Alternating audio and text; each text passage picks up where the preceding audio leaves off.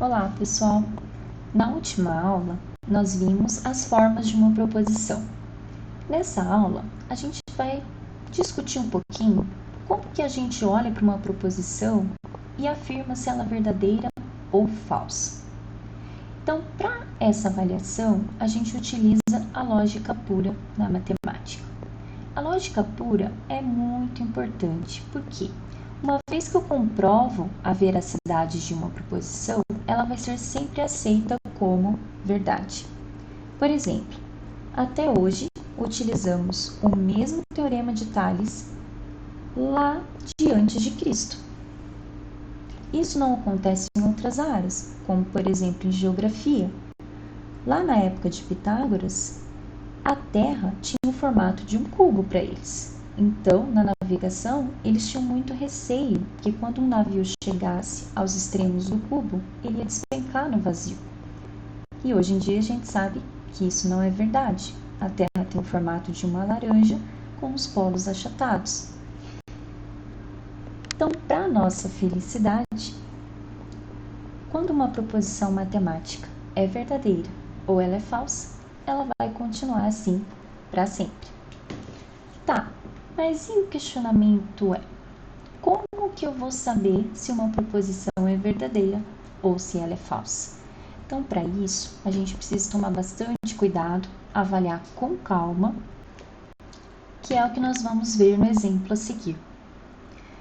Num campeonato de futebol, onde cada time joga a mesma quantidade de jogos, cada vitória vale 3 pontos, o empate vale 1 ponto e a derrota nenhum ponto. Em caso de empate, o critério de desempate entre as equipes era o seguinte: a melhor equipe é aquela que tem mais vitórias. Os organizadores decidiram passar a adotar o critério a seguir: a melhor equipe é aquela que tem mais derrotas. Você acha que este último critério adotado é justo? Então, eu tenho duas equipes, uma equipe A e uma equipe B, que estão empatadas. E o critério para desempate seria a melhor equipe, aquela que tivesse mais vitórias. E eles mudaram o critério e passaram a adotar o seguinte, que a melhor equipe seria aquela que tem mais derrotas. Então, você acha que isso vai ser justo? Então, depois de pensar um pouquinho, você pode chegar à seguinte conclusão: um time que perdeu mais é pior do que um que perdeu menos. Portanto, a mudança de critério é totalmente injusta. Então, eu não posso considerar a melhor equipe aquela que tem mais derrotas.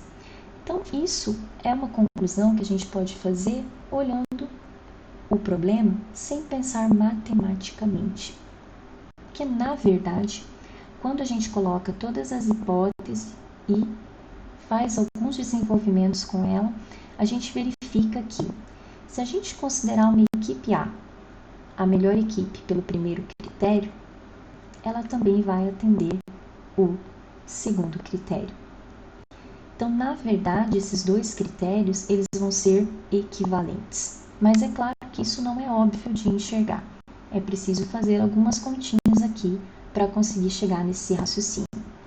Bom, então, antes de afirmar, já de cara, que o segundo critério seria injusto, eu preciso avaliar os dois critérios. Eu não posso afirmar já sem fazer nenhum cálculo, sem fazer nenhuma conta com a quantidade de pontos das equipes, que o segundo critério é injusto. Percebe? Que eu preciso avaliar com mais cuidado. Então, vamos para a resolução. Vamos retomar aqui que eu tenho um empate entre duas equipes. Vamos pensar assim: uma equipe A e uma equipe B. E o critério de desempate que eu vou avaliar são esses dois. O primeiro critério, que era o critério antigo, a melhor equipe é aquela que tem mais vitórias. E o segundo critério, o critério novo, que eles trocaram. A melhor equipe é aquela que vai ter mais derrotas. Então, fazendo algumas hipóteses aqui, vamos colocar que a equipe A é a equipe vencedora. Mesmo a equipe A e a equipe B estando empatadas, pelo primeiro critério, a equipe A foi a vencedora. será que a equipe A também vai continuar sendo a vencedora aqui no segundo critério? Será que ela vai atender o segundo critério? Será que são equivalentes essas proposições? Então, vamos colocar o problema da seguinte forma. Se A teve mais vitórias que B, então A teve mais derrotas que B.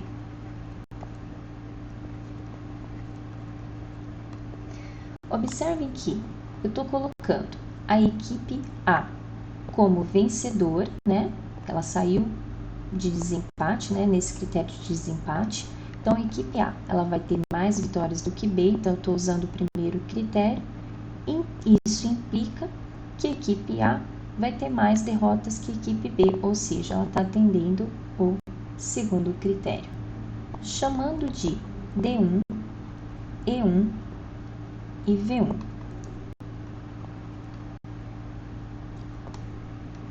A quantidade de derrotas, empates e vitórias da equipe A e vou chamar de D2, E2 e V2 a quantidade de derrotas, empates e vitórias da equipe B.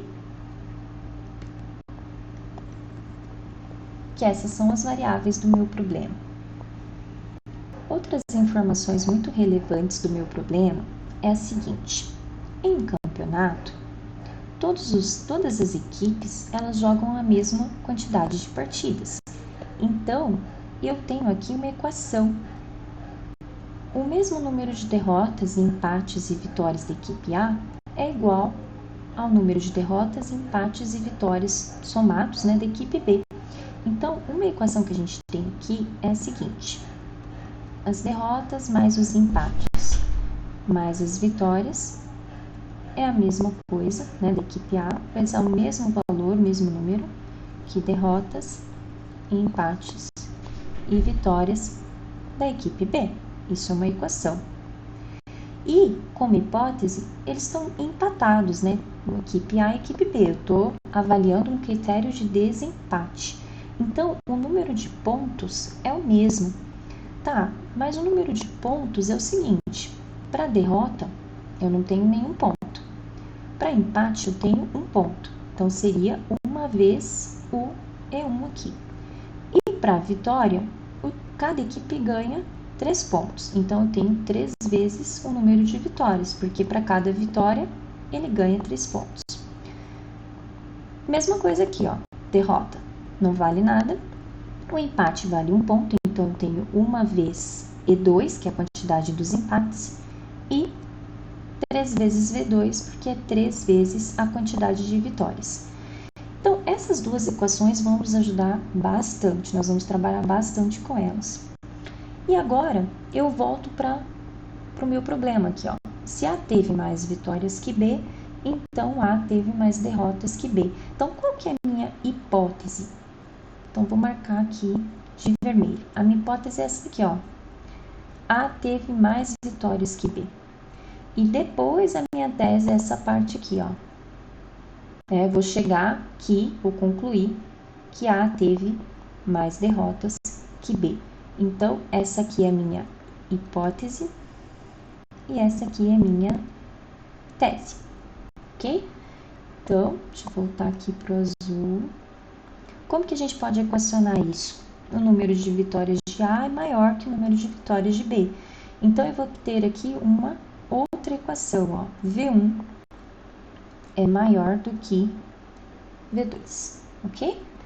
Bom, agora a gente tem todas as informações. Agora a gente tem que fazer continhas. Eu vou chamar aqui, ó, essa equação de 1 e essa equação de 2. Observem que, como a equação 2 está mais simples, eu vou começar a fazer os cálculos aqui com a equação 2.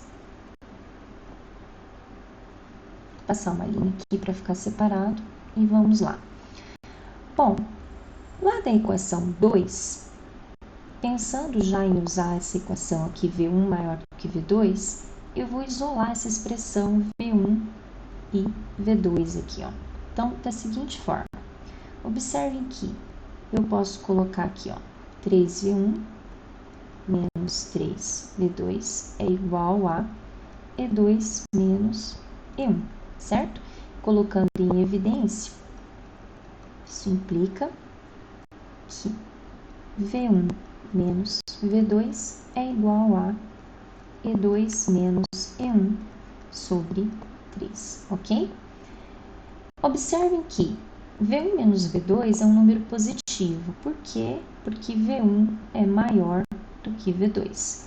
Então, se esse lado esquerdo aqui da igualdade é positivo, aqui também eu tenho que essa expressão é positiva. Então, isso vai implicar para mim que E2 menos E1 é uma expressão maior que zero. Tomando agora a expressão 2, a gente pode observar que D1 menos D2 é igual. Então, eu vou colocar aqui, ó, V2 menos V1, né, porque V1 estava lá do lado esquerdo, e eu vou colocar o E2 menos E1, né, porque o E1 estava lá do lado esquerdo também. Então, ficou assim, ó, D1 menos D2 é igual a V2 menos V1 mais E2 menos E1. Então, só rearranjei aqui os termos. Bom, essa expressão aqui, ó, a gente consegue colocar em função do E2 e E1 aqui em cima. Então, vou só substituir. O V2 menos V1, aqui está trocado, ó, só tomar um cuidado ali, vai ser menos essa fração. Então, eu já vou trocar, ó, vai ficar menos E2 mais E1 sobre 3, tá ok? Observem que aqui tá V2 menos V1 e aqui tá V1 menos V2. Então, eu só troquei o sinal aqui dos termos, tá? Mais E2 menos E1. Então, resolvendo aqui, ó, a gente vai ficar com E2, aqui é 3 sobre 3, menos 1/3, então tá positivo. E aqui eu vou ter 1/3 de E1 menos 3 sobre 3 de E1, então vai ficar negativo. Ok? E eu posso escrever isso como 2/3 que multiplica E2 menos E1. Observem que a gente já tinha informação de que E2 menos E1 era positivo. Aqui está 2/3 de E2 menos E1. Então, essa expressão aqui é positiva, mas essa expressão é igual a D1 menos D2. Então, portanto, a gente conclui que D1 menos D2 é positivo. Isso implica que D1 é maior do que D2, ou seja, o número de derrotas de A, da equipe A, lembrem que o 1, né, indicava os valores da equipe A, então o número de derrotas da equipe A é maior que o número de derrotas da equipe B. Com isso, a gente mostra que o mesmo critério utilizado aqui para falar que a equipe A era a vencedora, né, saía ali do desempate, ela tinha mais vitórias, também acontece que ela satisfaz o fato de ter mais derrotas. Então, tanto faz, né, se a equipe A teve mais derrotas teve mais vitórias que a equipe B, então ela também vai ter mais derrotas que a equipe B. Então, pessoal, antes de avaliar se uma proposição é verdadeira ou se ela é falsa, a gente precisa tomar bastante cuidado, ter bastante critério mesmo, né? Porque, na verdade, os organizadores, alterando o critério, não estavam prejudicando nenhuma das equipes, porque eram critérios equivalentes, tá certo? Então, nos vemos na próxima aula.